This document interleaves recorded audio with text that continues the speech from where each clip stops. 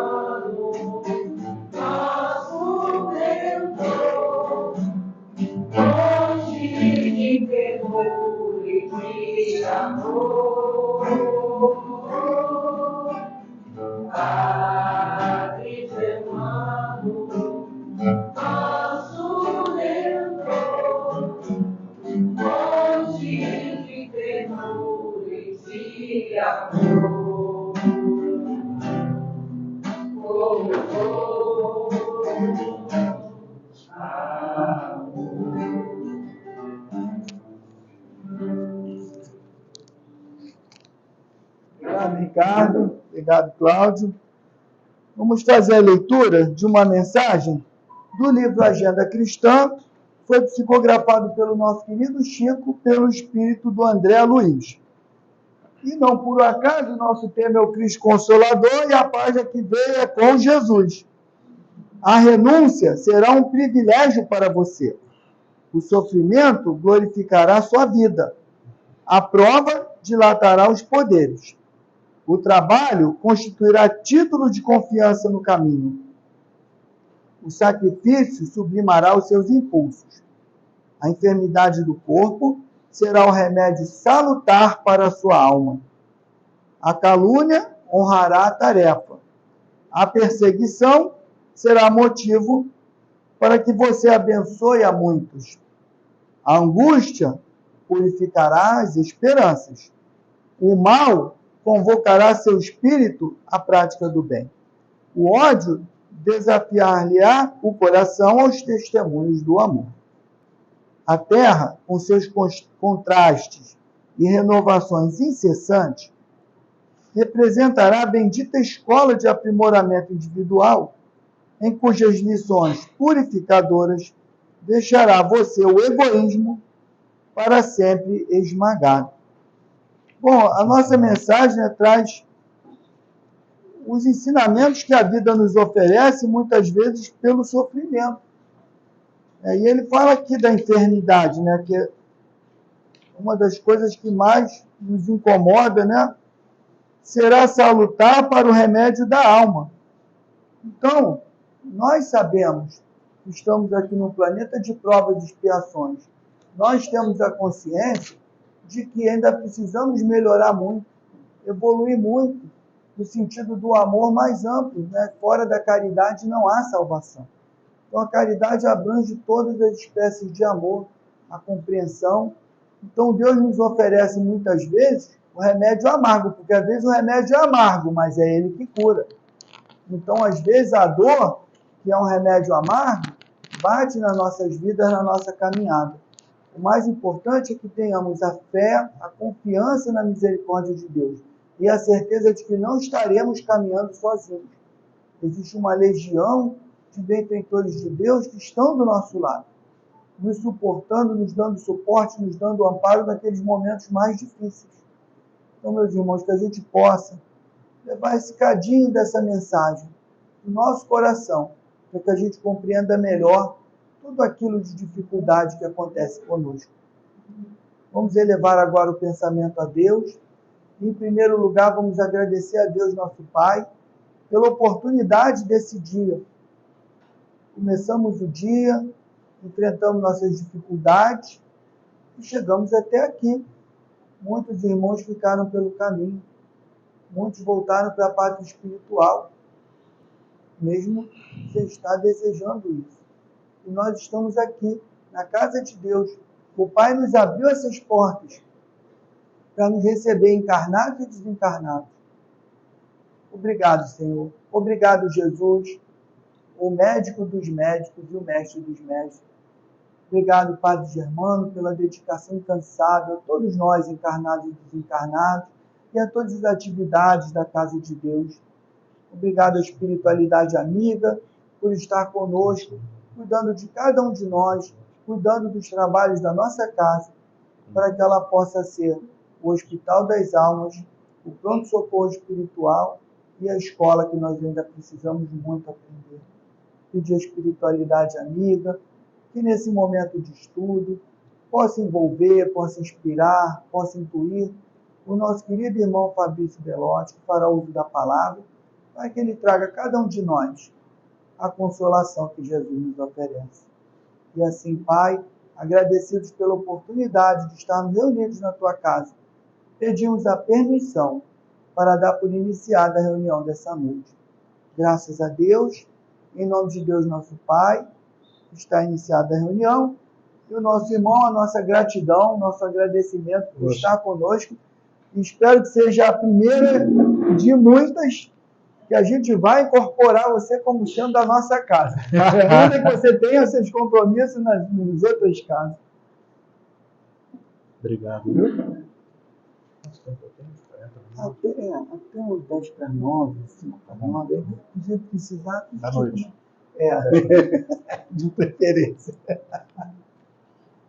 Boa noite, meus irmãos. Boa noite. Graça e paz. Graça e paz era um cumprimento que o apóstolo Paulo usava nas suas congregações cristãs, e a gente, mesmo sendo espíritas, também pode se aproveitar dessa saudação do apóstolo Paulo. A gente vai falar um pouquinho sobre vários personagens, né? Eu queria, antes de mais nada, agradecer ao Aprendizes pelo convite de estar aqui. Eu falava com meus irmãos que eu tenho muito carinho pelas redondezas. Fui nascido e criado aqui na Silva Xavier, na Abolição, então estou de volta em casa. Pelo menos as minhas origens como criança. Acho que na época o Aprendizes não estava. Já estava? Aqui ele está mais de 60 anos nesse prédio. É porque Então, tinha letreiro, era do lado de dentro. Aí a gente botou lá fora para a pessoa saber que era. Então foi por isso. Eu não vi o letreiro, e aí não vim aqui. Mas é um prazer estar falando com os irmãos pela primeira vez. O tema que a gente escolheu para hoje é Cristo Consolador. Na realidade, meus irmãos, esse tema, o Cristo Consolador, ele é um tema do Evangelho segundo o Espiritismo, está aqui na mesa. E Kardec, de forma muito sábia, como sempre, ele apresenta Jesus logo depois de um capítulo, que é o capítulo que fala das aflições, das angústias, das dificuldades que nós enfrentamos no mundo que a gente vive encarnado hoje. O fato de sermos espíritas e acreditarmos e temos a certeza, na realidade, sabermos das realidades da reencarnação, não nos afasta das dificuldades que a gente passa na vida encarnada. Muito pelo contrário. A vida encarnada, ela oferece para nós um conjunto de desafios.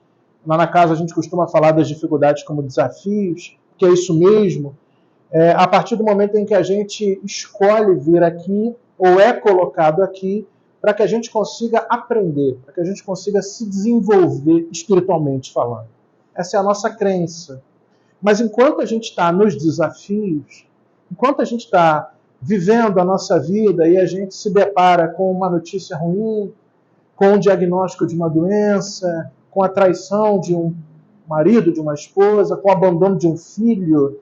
Esse tipo de coisas provoca no espírito encarnado reações muito angustiantes, muito delicadas, e que naturalmente a gente se depara diante disso, tem dificuldade de achar que isso é pedagogia divina, porque dói, porque machuca, porque faz em nós encarnados um mal enorme. Mas isso é assim.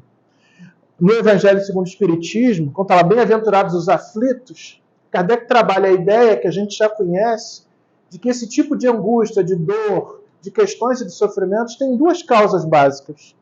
Muitas delas, na nossa própria encarnação atual, na nossa existência, se eu comer todo dia hambúrguer, refrigerante, carne vermelha, sal, o que acontecerá? Isso não é culpa de Deus, diretamente, me castigando. Isso é responsabilidade das minhas próprias escolhas. No entanto, se eu fiz isso, analogicamente comparando escolhas erradas em vidas anteriores, o que a doutrina nos ensina? De que na vida anterior, as causas de algumas aflições dessas lá se encontram. Porque as escolhas erradas, espiritualmente falando, atravessam as diferentes encarnações. Então, isso eventualmente pode significar uma notícia, um problema, uma angústia, algo que a pedagogia divina coloca diante de nós, para que a gente espiritualmente se depare com essas escolhas e ressignifique a forma como encaramos a vida, como encaramos aquilo que estamos fazendo aqui. Essa é a pedagogia divina. Deus não castiga, Deus ensina. E Ele usa para ensinar nós mesmos. Ele não se materializa diretamente na nossa frente, falou Fabrício, o Marcele. Não, ele usa um pai, ele usa um filho, ele usa um cunhado. Cunhado, então, ele usa muito. Ele usa sogra. É assim que ele apresenta, no palco da vida, nas experiências do dia a dia, as situações. E veja, meus irmãos, a gente abandona, isso é uma grande introdução, na realidade, para mergulhar nos textos. Eu vou pedir licença a vocês para ler alguns, acho que é uma forma da gente abordar aqui. Durante muito tempo, o cristianismo foi um cristianismo baseado, e eu fui criado no conceito de pecado, de pecador, e de um Deus que castiga, um Deus que pune, um Deus que vigia. Na minha infância, quase que inteira, numa outra tradição religiosa da qual fazia parte, muitas vezes eu me deparava com a circunstância de estar diante de um Deus que ficava quase que vigiando meus passos. E sempre que eu errava sempre, todos nós erramos muito. Deus se apresentava para mim como um grande juiz. Isso, de certa forma, me afastava um pouco dele, mesmo sendo religioso, de pai religioso, de mãe religiosa. E eu tinha uma relação com Deus, muitas vezes, de temor e não de proximidade. Eu fui criado numa ideia de que eu tinha que obedecer a Deus, tinha que fazer as coisas que Ele mandava, mas não necessariamente isso era fácil para mim. E muitas vezes, nas minhas insuficiências e dificuldades, quando eu fazia algo que na minha cabeça, ainda jovem, era algo equivocado, eu tinha vergonha de falar com Deus. Quantas vezes eu tive vergonha de fazer uma oração a Deus? E quantas vezes eu passei por momentos na minha vida complicados, onde só eu e meu travesseiro sabíamos o que eu estava passando, e por conta de me considerar indigno, eu não busquei a Deus em busca de consolo. A nossa tradição cristã nos oferece uma visão muito interessante a respeito de Jesus, como um consolador. Esse é o tema da nossa abordagem. E a gente vai construir aqui uma ideia do porquê que Jesus é o consolador. A doutrina espírita traz para si a ideia de que ela é o consolador prometido. Já ouviram falar nisso? Jesus Cristo prometeu em João, lá no capítulo 19, 20, que enviaria um outro consolador prometido. Outro consolador prometido. O que significa que tinha um primeiro. Se ele enviaria outro consolador, é porque tinha um. Esse consolador é nele mesmo, está no livro, no Evangelho segundo o Espiritismo. Por que Jesus é um consolador? Eu queria olhar Jesus de uma forma um pouco diferente, queria convidá-los a refletir um pouco sobre como é que Jesus se posicionava, para quem ele se posicionava, de que forma ele se posicionava. E como é que a gente pode derivar de Jesus consolo, dessa figura maravilhosa, ímpar, que Deus nos deixou, que Deus enviou encarnar-se para nós, que deu para nós o maior exemplo de amor, de bondade, de misericórdia, de perdão. Esse é o Cristo que nós seguimos. O Cristo que se apresenta e que a doutrina espírita nos coloca não é um Cristo que julga, um Cristo que pune, um Cristo que acusa. É um Cristo que consola, que perdoa, que é misericordioso, que é bondoso. Porque ele conhece a nossa natureza. Primeiro, que ele é um espírito superior. Na verdade, ele é um espírito puro. Já passou da escala da superioridade. É o maior que andou por aqui. E segundo, ele encarnou aqui. Então a sua dificuldade, a minha dificuldade, a nossa dificuldade também foi a dificuldade dele. E ele não precisava encarnar. Mas ele se entrega voluntariamente ao desejo do Pai, de Deus, e cria um corpo e vem até aqui. Andando lá pela região da Sírio-Palestina, onde hoje é o Estado de Israel, o Estado da Palestina.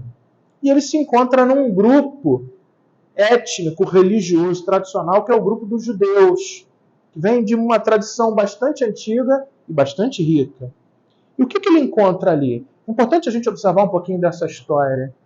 O povo judeu, que tem origem lá atrás, nos semitas que andavam por aquela região, Abraão parte da Mesopotâmia, lá de Ur dos Caldeus, passa pela região de Israel, vai até o Egito, depois volta, ele recebe a priori uma promessa divina de que aquela terra seria dele, e ali ele tem filhos, e esses filhos têm netos, e aí nasce Israel ou Jacó, que tem 12 tribos, vai para o Egito, volta, aquele povo cresce, e aquele povo começa a se desenvolver num temor, numa crença muito grande com Deus.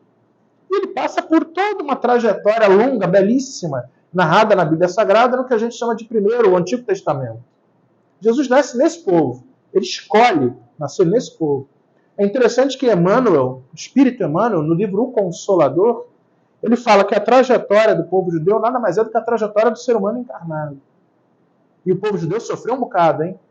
E ele passou por muita coisa. E sempre nessa tentativa de buscar a Deus, de agradar a Deus, de fazer a vontade de Deus e de viver no dilema se ele estava ou não fazendo a vontade de Deus. É interessante se observar, depois que eles saem do Egito, muito tempo, isso era natural, viu? Eles vão até o Egito porque há fome, há falta de água. Era um deserto ali, e o Egito, em função do Nilo, tem irrigação permanente. Então eles vão até o Egito em busca de alimento, em busca de água. E lá eles começam a crescer, eles são muito organizados.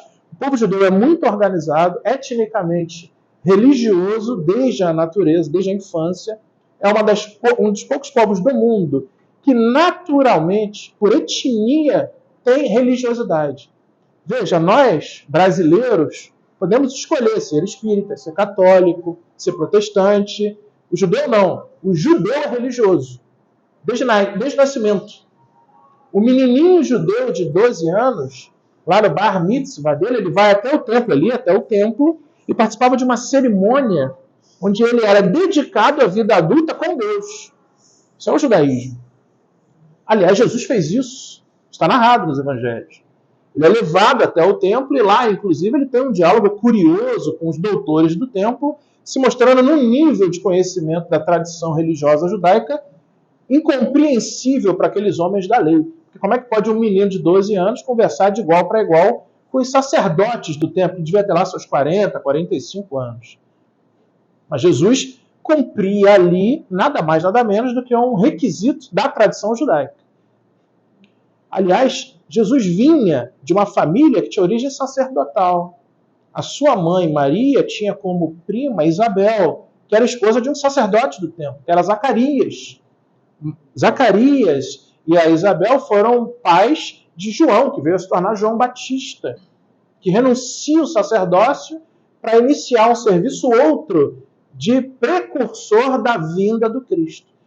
Veja como Jesus escolhe a dedo onde ele estaria.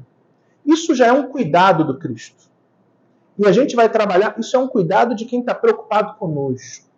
Ele podia nascer no Império Romano. Ele podia, ao invés de estar ali na Sírio-Palestina, ali em Israel, ir lá para Roma e nascer sentado no berço de senador. A encarnação dele seria muito mais fácil. Muito mais fácil. Muito mais fácil. Ele ia ter poder, riqueza, dinheiro, glória. Ele ia ter exército. Ele ia, inclusive, estar, a priori, encarnado com uma área de abrangência muito maior do que um nazareno radicado na Galiléia, que ficou no norte de Israel, andando por aquelas terras. Mas ele não escolheu isso. Porque Jesus não estava preocupado com cargos, com riqueza, com glória. Jesus escolheu a simplicidade. Ele nasce numa cidade, num lugar onde os pastores colocavam seus pequenos animaizinhos, que estava cheio, porque era Páscoa. Era próximo ali. E aí Jesus é colocado numa manjedoura. Veja, né? O espírito chamado espírito crístico, o mais alto espírito que acreditamos já pisou por aqui, é colocado como bebê, não num berço, mas num lugar onde se alimentam animais, as ovelhinhas. Curioso, né? Ele nasce assim. E o último ser que toca em Jesus quando ele desencarna é outro animal, que é uma esponja, colocada na ponta de uma lança que foi oferecida por um soldado com água e vinagre para ele beber, que ele nega. Porque aquele vinagre era para entorpecer e ele queria estar lúcido até o final. Ele começa com animais e termina com animais. Que exemplo! Que exemplo! Esse é o Cristo que nos ensina. E ele começou a ensinar o tempo todo. Ele encarna e vem dar para a gente o maior exemplo do que significa o consolo divino. Essa é a construção que eu gostaria de ter com vocês. E por quê? É importante a gente considerar algumas coisas, voltando a falar do contexto histórico. Acho que é importante a gente falar do contexto histórico.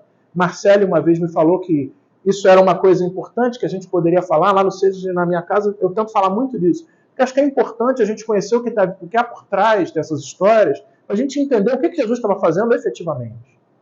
O contexto histórico ali era o seguinte: essa nação, esse povo judeu, começou lá atrás com o patriarca principal, que foi Israel, ou Jacó, mudou de nome para Israel, teve as 12 tribos, e assim foi. E eles começaram primeiro um primeiro reinado. Juízes era uma época inicial, depois o primeiro reinado de Davi, depois Salomão, e assim foi. Isso é 1800 anos antes de Jesus. E assim eles vão vivendo. E rei atrás de rei, atrás de rei, atrás de rei, até que chega um período onde o povo resolve dividir aquele reino em duas tribos, em dois reinados, do norte e do sul. Aí o reinado do sul é dominado pelos babilônios, o rei é levado e morto. E o reinado do norte também é dominado por outro rei persa, é levado para as terras dele e morto. E aí eles se fazem a seguinte pergunta: o que a gente está fazendo de errado? Porque a gente segue a lei. A gente tem um templo, oferece o sacrifício que funcionava 24 horas por dia. A gente tem uma classe sacerdotal. E olha, os judeus, eles se consideravam, na realidade, se você olhar e estudar a literatura judaica, a Cabalá, os judeus entendem que a criação de Deus no mundo é uma espécie de sacerdócio. E eles, o povo judeu, são os sacerdotes do mundo. É por isso que eles se consideram tão especiais. E aquela terra onde eles estavam, que até hoje a gente tem algumas brigas, é uma terra dada por Deus como lugar sagrado para eles. É por isso que é isso. Então, os judeus têm uma visão muito profunda da sua religiosidade, da relação com Deus. Só que em dado momento da história, eles estavam dominados por um outro povo, politeísta, pagão, que não tinha nada a ver com eles, que eram os romanos. E na época que Jesus encarnou, os romanos estavam mandando por ali. E os romanos fizeram coisas do tipo: eles entraram no templo, que é o lugar mais sagrado, era para o judaísmo, pegaram uma águia, que era o símbolo do poder do Império Romano, criado pelo seu imperador, retiraram. O judeu não tem imagem. Você nunca vai entrar numa sinagoga e verá uma imagem. O judeu nem fala o nome de Deus em respeito a Deus. Tradição deles. Imagina o templo, que era uma construção retangular, que tinha um lugar chamado Santo dos Santos, onde só o sumo sacerdote entrava uma vez por ano para fazer uma oferta a Deus. Os romanos entraram, rasgaram a cortina, pegaram uma imagem da águia e colocaram lá dentro. Imagina isso. Agora, imagina o que o judeu sentia. Então eles odiavam o domínio romano. E o que eles estavam imaginando? Por que a gente está sob o jugo romano? Alguma coisa a gente está fazendo de errado. E aqui começa a nossa história do Cristo Consolador. Na verdade, começa não, continua. Porque eles tinham duas alternativas. Ou aquilo era punição divina, ou tinha alguém no meio do povo que estava fazendo alguma coisa de errado e que estava gerando o desfavor de Deus.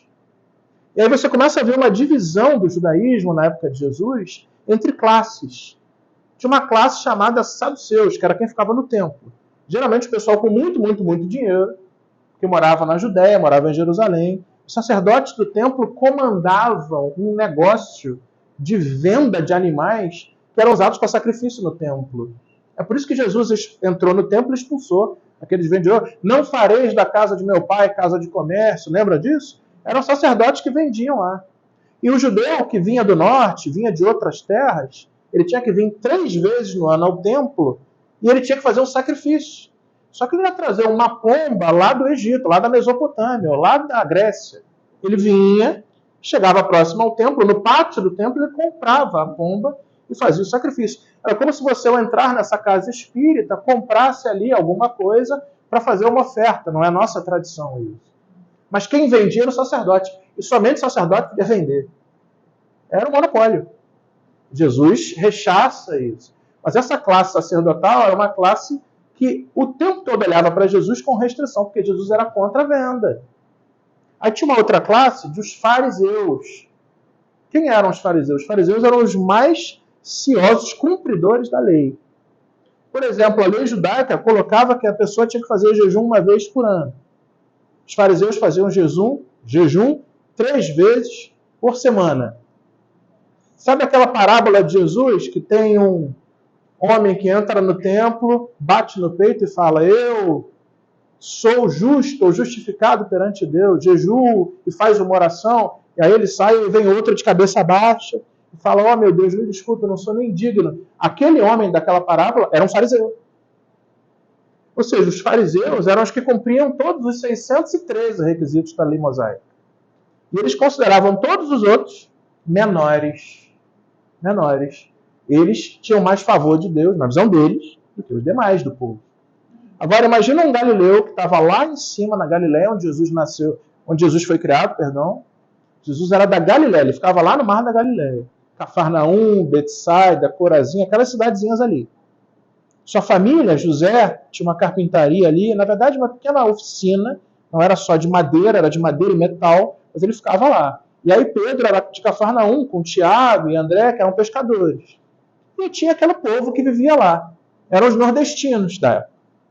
Sabe quanto tempo demorava para descer até o templo? 4 dias. Não tinha ônibus, não tinha avião, não tinha trem. Era a pé ou no camelo. 4 dias. E aí imagina que nós fazemos parte de uma família. E tinha mulher grávida, e tinha filho pequeno, e tinha as ovelhas lá.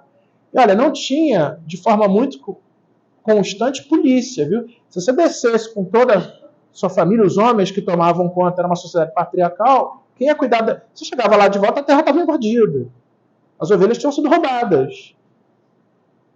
Lembra que Jesus lança uma parábola e fala assim: se vier um ladrão à noite semear, onde você semeou trigo... Isso era uma alusão de Jesus ao que acontecia. A violência era enorme. Então, como é que eles iam descer? Era difícil. Era difícil cumprir a lei mosaica. Só que aquele povo era obrigado a fazer isso. Aí o que eles olhavam, o que esses homens do templo olhavam para eles? Como pessoas não cumpridoras da lei. Sabe o que isso gerava neles? Um sentimento de desfavor divino. Tinham 2 pessoas em particular, que vamos falar delas aqui, e que tem muito a ver com essa ideia. Por quê? Um deles era Zaqueu. Lembra de Zaqueu? O livro Boa Nova, esse livro aqui é um livro maravilhoso, viu? Se você não tem ou não conhece, tenha-o. Boa Nova é de Francisco Cândido Xavier, o médium, psicografado por Humberto de Campos.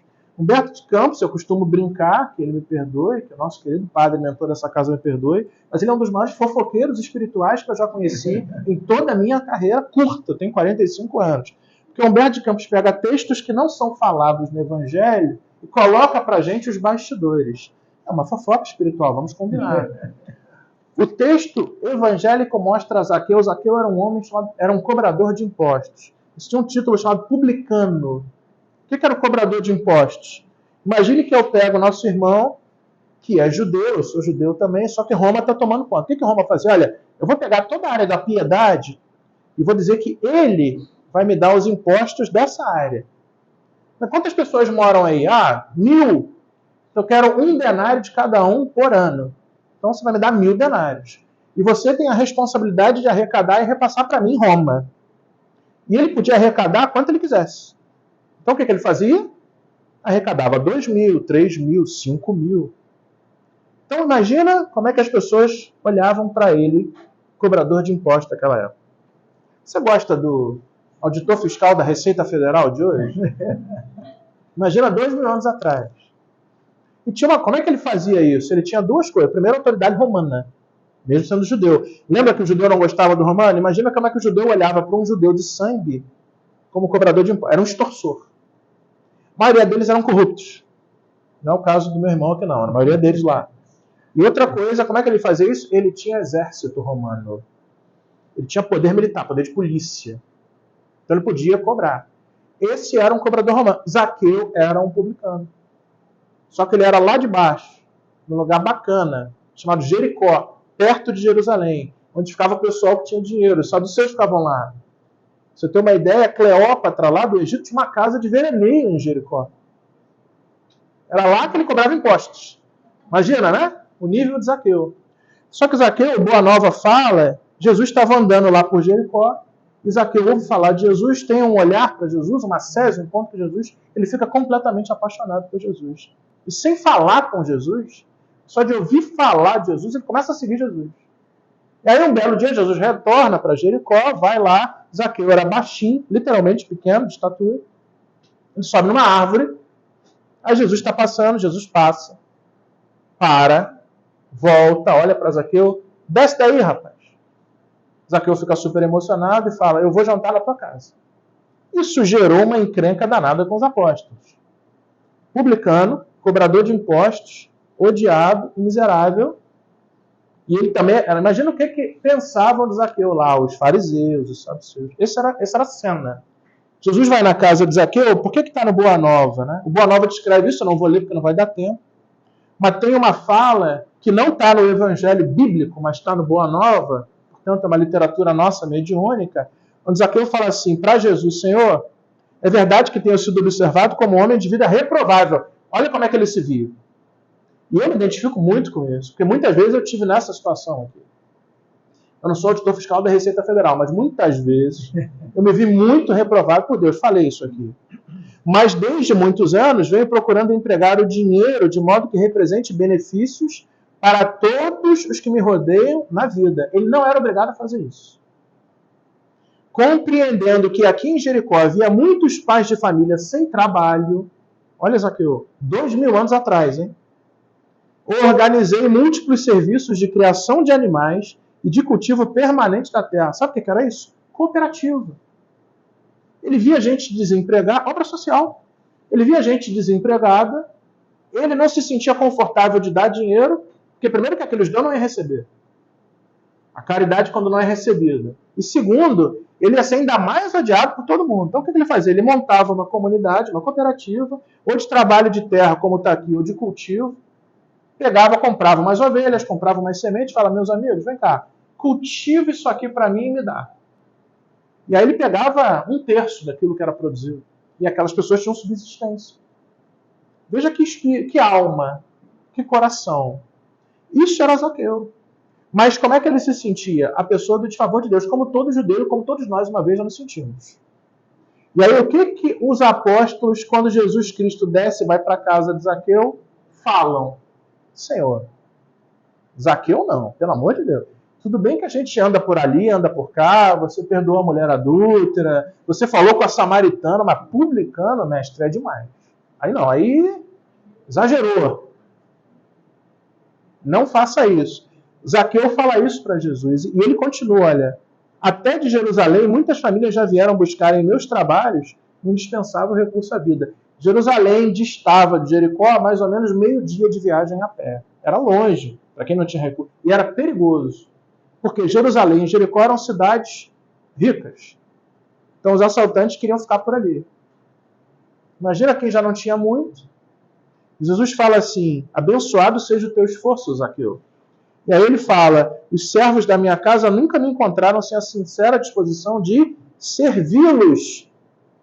Zaqueu, cobrador de impostos, em Jericó, bacanão, os servos da minha casa nunca me encontraram sem a sincera disposição de servi-los. Entende quem era Zaqueu? Só que isso não era conhecido das pessoas, muito menos da religiosidade local. E aí Jesus fala assim, eu regozijo-me contigo, Zaqueu, Porque todos nós somos servos de nosso Pai. Jesus, com isso, resolve várias coisas. Primeiro, ele iguala todo mundo. Segundo, que ele coloca todo mundo como igualmente servos de Deus. Servos de Deus, filhos de Deus. Ele usa essa palavra várias vezes. E terceiro, Jesus não recrimina Zaqueu por ser cobrador de impostos. Ele reconhece a boa atitude de Zaqueu.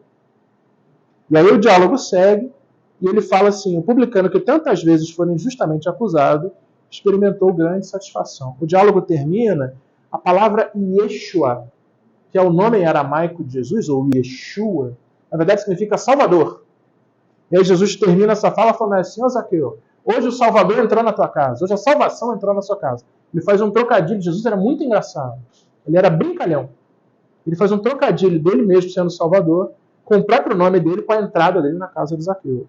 Nesse relato, a gente vê Zaqueu falando assim: eu vou doar até metade de tudo que eu tenho para os pobres. E aí a gente vê, por que isso aqui, eu estou falando isso? Por que tem a ver com Cristo Consolador? Porque Cristo pega as pessoas que se consideram, como eu muitas vezes, isso aqui é um testemunho, indignas de Deus, e resgata a elas a filiação de Deus natural. Jesus pega as pessoas que não se consideram dignas sequer de orar a Deus, como aquele publicano da parábola, e fala assim: faz isso não. Deus olha para você da mesma forma que olha para mim. Porque aqui no diálogo do Boa Nova, Jesus disse que eles eram servos do Pai iguais. Ele não falou que era mais ou menos servo do Pai, mais ou menos aceitável ao Pai. Ele era igual. Então Jesus é um consolador porque ele nos devolve a dignidade humana.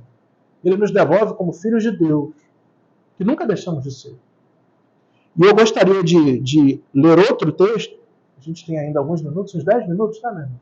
Dá. Eu queria até meia-noite, mas ele não deixou. Brincadeira. A gente tem um tempinho aqui.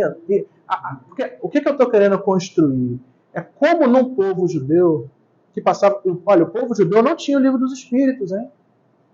Quando a chapa ficava quente lá, a coisa estava ruim, ele não tinha crença de vida passada, isso é uma coisa que aconteceu, eu tenho a possibilidade da reencarnação. Aliás, muitos deles não tinham nenhuma esperança de vida após a morte. Boa parte dos judeus não tem e não tinham nenhuma esperança de vida após a morte. Morreu, acabou. Portanto, aquela vida era a única oportunidade que eles teriam de alcançar o favor de Deus. Existia um conceito do Hades, ou do Sheol, em hebraico, que era o lugar onde aqueles dormiam na morte, que em algum momento Deus poderia ir lá e ressuscitá-los. Mas a ideia da reencarnação era raríssima lá. Então, o que eles tinham era a lei deles, era a tradição deles. E muitas vezes, se tinha, imagina, um líder religioso apontando o dedo para eles e falando assim: pô, você está com desfavor de Deus, você não compra a palavra de Deus, não. Aliás, você causa problema para o nosso povo inteiro, é por isso que a gente está mal aqui com Roma. É por você. Entende como era complicado? Agora imagina o pessoal lá da Galileia. Tinha que ir ao templo 3 vezes por ano, não tinha condições. O que acontecia? Eram recriminados pelos líderes religiosos judaicos. É por isso que Jesus, se você pegar o Evangelho e olhar com atenção, Jesus é muito duro com uma única classe, os líderes religiosos. E é misericordioso com todos os outros. Porque aqueles que tinham o papel de resgatar, de devolver a dignidade, de cuidar, Jesus usa o termo pastorear, eram os que mais acusavam. E Jesus, ele rechaçava isso fortemente. Você verá as palavras mais duras. Sepulcros caiados de branco, já viu isso? Ele estava falando com o sacerdote. Nunca falou isso para ninguém. Aí, diante de uma mulher adulta, ele fala assim: mulher, ninguém te condenou? Não, nem eu te condeno. Vai e doravante não peques mais. Isso é João capítulo 4. A mulher adulta. Mulher pega em adultério. É isso. Então, Jesus, na realidade, ele é um consolador a partir do momento em que ele dá para nós a ideia de que, no fundo, meus irmãos, Deus nunca se afastou de nós. Não importa o que a gente tenha feito, nós somos cristãos, espíritas, reencarnacionistas. Acreditamos num negócio chamado lei de causa e efeito, ou lei da amor, justiça e misericórdia, que é o nome que Kardec dá a rigor. E a gente acredita, como eu falei, que alguma encrenca que a gente tenha aprontado lá atrás, a gente pode se ver com ela hoje de novo. Mas isso não significa que a doutrina espírita não diz que por causa disso Deus se afasta de nós. Para mim, isso é o maior consolo que Cristo pode ter me dado.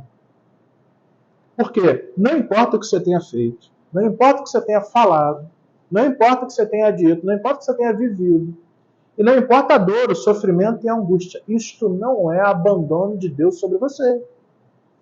Isso é simplesmente a pedagogia divina dizendo, olha, vamos olhar de novo isso?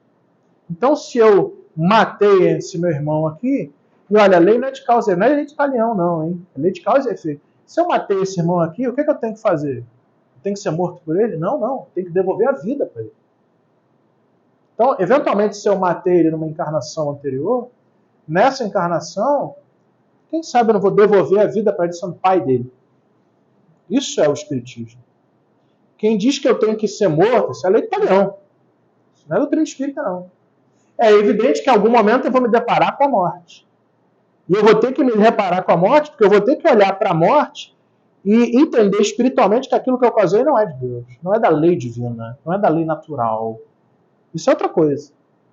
Mas lá naquela época, naquele contexto, Jesus estava diante de um povo que era muito maltratado. E por que ele é o consolador? Porque daquele povo, ele cuidou, ele amou, ele ensinou a perdoar, ele fez tudo que ele podia fazer para pegar aquele povo e devolver para a filiação divina. Como eu falei, existe um texto que eu gosto muito, a gente já se encaminha para o final aqui, que é Lucas, capítulo 15, Evangelho de Lucas. A gente lê muito pouco, às vezes, a Bíblia Sagrada nas casas espíritas, viu? Isso é ruim, eu acho. Acho que a gente vai ler mais. Porque o espiritismo é cristão. E o cristianismo está no Novo Testamento. É evidente que a obra de Kardec, do Livro dos Espíritos, Evangelho segundo o Espiritismo, ela é uma leitura com o olhar dos espíritos e a fala deles sobre o Evangelho. Mas nós somos cristãos. O espírita é cristão. Então a gente tem que ler o Evangelho. Aliás, o Consolador prometido, que Jesus Cristo fala que o Espiritismo é o que nós acreditamos, é um Consolador, porque ele, Jesus, foi o primeiro Consolador. E o consolo está no Evangelho. O que a gente lê em Lucas 15? É a chamada trinca de parábolas da misericórdia. Eu adoro. Por quê? Jesus está andando, descendo lá da Galiléia do Norte, vindo pelo Jordão, ele passa por Samaria, encontra a mulher samaritana, fala algumas coisas maravilhosas e continua descendo para o sul, onde ele foi poucas vezes. 75% do ministério de Jesus foi no norte, porque o norte tinha os mais pobres, os mais distantes da aristocracia sacerdotal do templo, os mais afastados do templo e aqueles que eram mais maltratados. O Sermão do Monte foi no norte. Grandes milagres que Jesus Cristo fez foi no norte. Jesus gostava do norte. Jesus gostava dos esquecidos de Israel. Jesus gostava... No Evangelho segundo o Espiritismo, no capítulo Cristo Consolador, Jesus fala assim, eu vim para cultivar o reino de Deus no coração dos homens. E a minha preferência são os pobres, os estropiados e os doentes. É lindo isso. Isso é consolador. Porque quando a gente se sente mal, afastado de novo, é a Jesus que a gente pode recorrer porque ele está olhando por nós. O que diz aqui em Lucas? Que Jesus está descendo, ele está passando por uma cidade, provavelmente uma cidade próxima ali de Betânia, ou Betsaida, a gente não sabe, o relato não é claro. Ele está andando, já está no final, Lucas 15, Lucas tem 24 capítulos, ele está na última parte do seu ministério. Ele está andando por ali com aquela multidão que sempre o acompanhava, aquela multidão de gente, na visão daquele povo, desqualificada, gente que não cumpria a lei, gente que Deus não queria, que não podia entrar no templo, que era impuro, deficiente físico, prostituta, o publicano, cobrador de impostos. Era com esse que Jesus andava. Jesus andava muito mal acompanhado, na visão deles. E aí ele estava passando, aí diz o 15, versículo 1, assim, olha, todos os publicanos e pecadores aproximavam-se para ouvi-lo. Olha quem aproximava-se para ouvir Jesus. Publicanos, que já vimos quem era, e pecadores. Os fariseus e os escribas, porém, olha a diferença de Lucas aqui, versículo 2, murmuravam, esse homem recebe os pecadores e come com eles?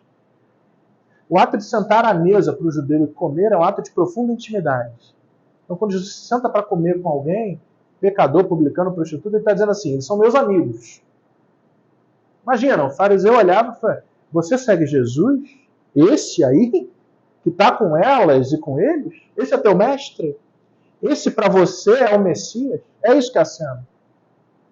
Aí Jesus para, volta, vai em direção aos escribas. Eu consigo imaginar isso. Jesus indo em direção aos escribas e fariseus. Assim, deixa eu falar uma coisa para vocês. Bem mineiro, né? Deixa eu falar uma coisa para vocês. Se Jesus fosse mineiro, provavelmente ele falaria assim. Não falou assim. E ele conta 3 parábolas. Eu vou me aprofundar mais na terceira, que é a mais famosa e que tem mais a ver com o consolo do Cristo. Primeiro é a parábola da ovelha perdida. Ele fala assim, olha, um homem tinha 100 ovelhas, do jeito de Jesus, da pedagogia dele, né, de ensinar por parábola, por história. Jesus é maravilhoso. Eu sou completamente apaixonado por Jesus. Um homem tinha 100 ovelhas. E aí, automaticamente, os pastores, que também não eram muito bem quistos, não por acaso Jesus nasce no meio de pastores, eles eram malquistos. Gente, subemprego. Um homem tinha 100 ovelhas. Os pastores começaram a se identificar. Talvez os fariseus e os escribas não tivessem entendido essa primeira parábola, viu? Mas os pastores entenderam. Um homem tinha 100 ovelhas. Aí uma vai e se perde. Aquele pastor deixa 99, vai atrás daquela uma que se perdeu e traz de volta. Assim é Deus com um pecador que se arrepende. O que ele estava dizendo? Não importava para Jesus que alguém tinha feito alguma coisa de errado? Não. E para Deus, menos ainda. Porque ele deixa 99 e vai atrás de uma. Isso era um absurdo para um pastor. Ninguém deixaria 99 ovelhas em algum lugar e ir atrás de uma só para voltar. Isso era escandalosamente incorreto. É como se fosse o seguinte, meu filho saiu de casa. Eu estou numa creche e tem 90 crianças aqui. Eu abandono as 90 aqui e vou atrás dele lá no Norte Shopping. É isso que eu estou dizendo. Quando ele constrói dessa forma, o que ele está dizendo? Que para Deus não existe a possibilidade de um só se perder. Por isso que Cristo é consolador. Porque se você ou eu achamos que a gente está perdido, para Deus não. Ou para Cristo não.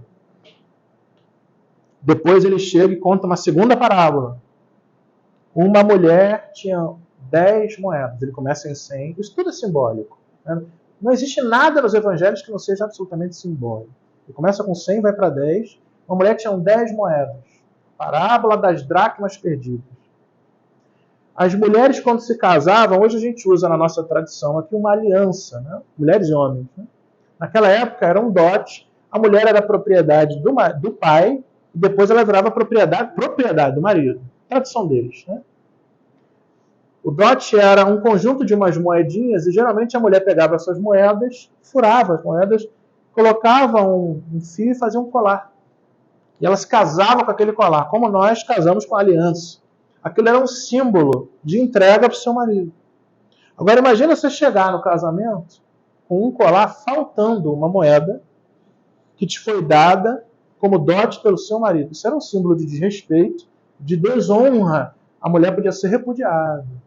Então aquela mulher, se perdesse uma moedinha, ela ia virar a Galileia inteira atrás da moeda.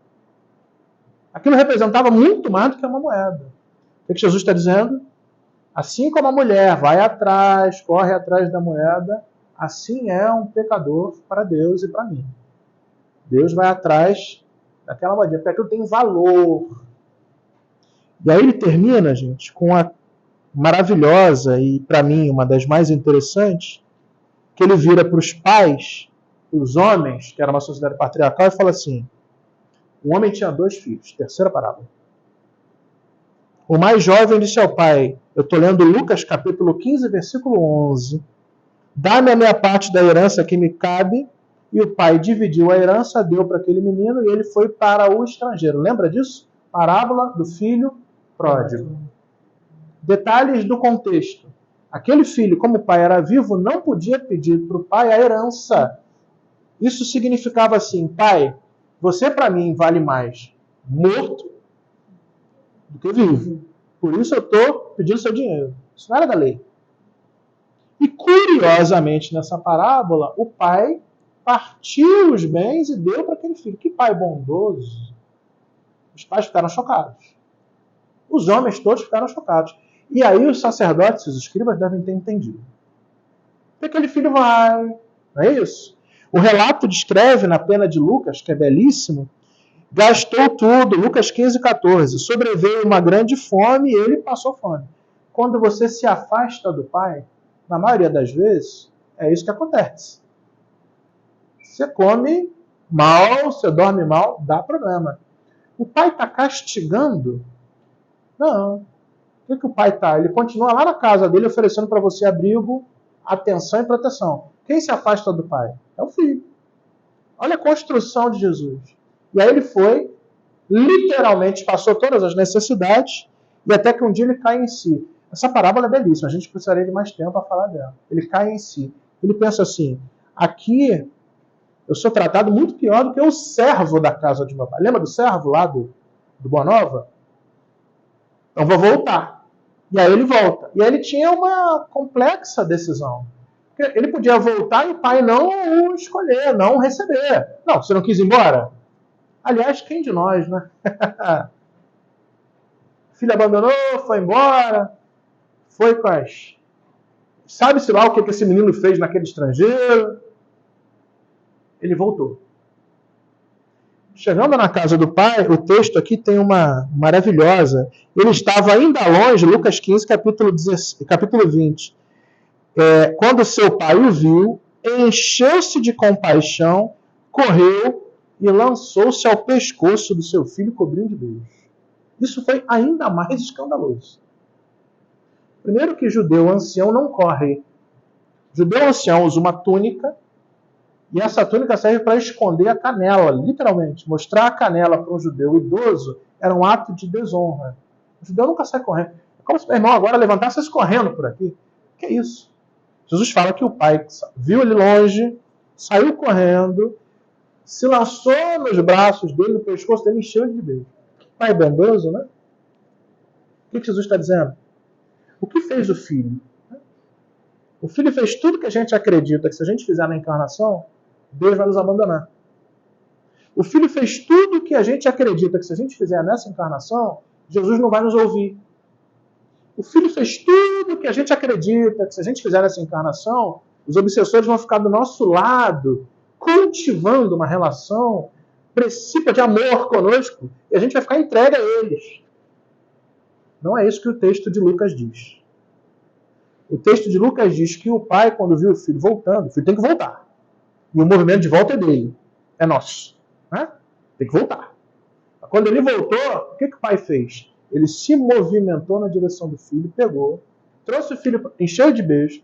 O relato ainda diz que o pai falou assim, colocou um anel no dedo do filho.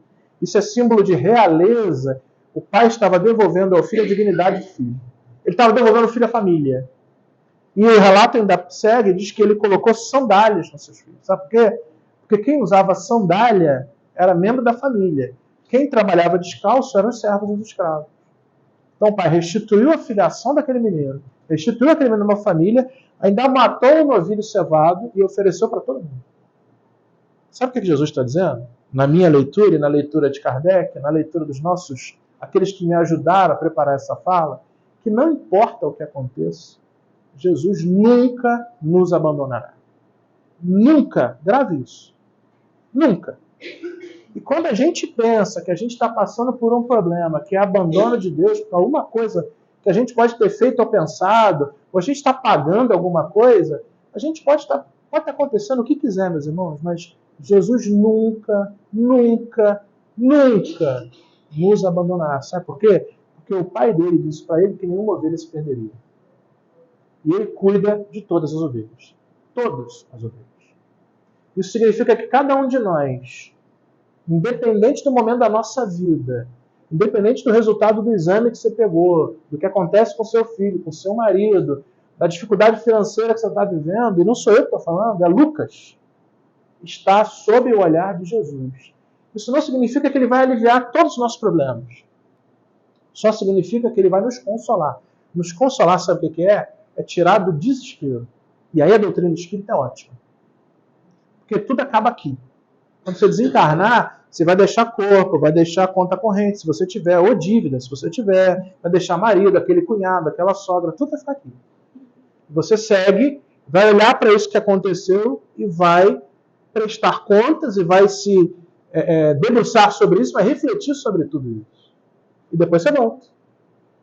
Então a doutrina é consoladora e Cristo é consolador, porque para mim, para o Evangelho, para a nossa doutrina, Jesus nunca nos abandona. Esse é o Cristo que o Espiritismo nos apresenta. Esse é o homem que, mesmo tendo sido traído por Judas, mandou que um anjo fosse lá atrás dele, nas zonas umbralinas, para resgatá-lo.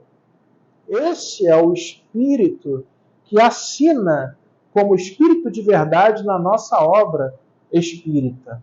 Na verdade, Jesus é o coordenador do Espiritismo e atribui a João Batista e a tantos outros, como Santo Agostinho e tantos outros, que fazem essa codificação maravilhosa, que nos dá informação sobre o consolo que ele dá. Portanto, meus irmãos, fechando e prometo agora, a gente está realmente diante de um Espírito que nos ajuda muito, que sempre está conosco. Não existe uma página do Evangelho que eu tenha lido que tenha afastado Jesus de mim, mesmo diante das minhas insuficiências e equívocos. Isso é consolador. Porque tudo que acontece na nossa vida faz parte do plano e da arquitetura da sabedoria divina que eu não consigo alcançar ainda. Mas a certeza que eu tenho é que mesmo com tudo isso, que às vezes eu não sei porquê, mas eu sei para quê, que é para eu me desenvolver. E eu sei que do meu lado Jesus está olhando. Jesus está olhando. Existiam naquela época, os cristãos depois passaram a ser perseguidos, eles se reuniam em cemitérios, porque os romanos sempre respeitaram cemitérios, os judeus também. Eles não entravam em cemitérios. E aí você encontra em achados arqueológicos no cemitério umas imagens, ou uma cruz, ou um peixe, que era o símbolo do Christos, dos cristãos. Em algumas delas, você vê um pastor com a ovelha colocada aqui assim, que era o jeito que os pastores levavam as suas ovelhas. Era o jeito carinhoso. Quando a ovelha estava com dificuldade, o pastor pegava ela pelas 4 patas e jogava aqui assim. Os padres, ou os bispos, os sacerdotes católicos, quando estão em ensino, portanto em pastoreio, eles usam aquilo que chama estola. Já viram aquilo? Aquilo é o símbolo de um pastor. Na tradição católica apostólica romana e outras. Jesus era identificado pelos cristãos como bom pastor. Porque ele pegava as ovelhas, da parábola lá das 100 ovelhas, ia atrás dela e trazia no ombro. Quantas vezes ele vai trazer a gente no ombro? Todas as que forem necessárias. Todas as que forem necessárias. Porque ele não nos abandona. E seus, como o nosso querido bom irmão que cuida dessa casa, eles não desertam. A gente é que sai da casa do Pai. Mas Jesus e seus enviados não desertam. Tenham a segurança de que o Cristo está sempre atrás do seu coração. Não porque ele quer muita coisa, não. Ele só quer que você vá para a casa do Pai de volta. Ele vai lá atrás de você, vai atrás de mim, vai atrás dele, vai atrás dela, vai atrás de todos nós. Ele tem um compromisso com o nosso sucesso espiritual. E sucesso espiritual é proximidade com o Pai. E ele está sempre olhando por nós. Portanto, meus irmãos, se alguém tem alguma dúvida de que Jesus Cristo é esse Espírito maravilhoso que cuida de todos nós, não tenha essa dúvida. E fique tranquilo, diante da maior dor que você tiver, da maior angústia, da maior necessidade, ou da maior alegria, da maior felicidade, da maior bênção, Jesus vai estar ao seu lado, sorrindo para você, para mim e para todos nós.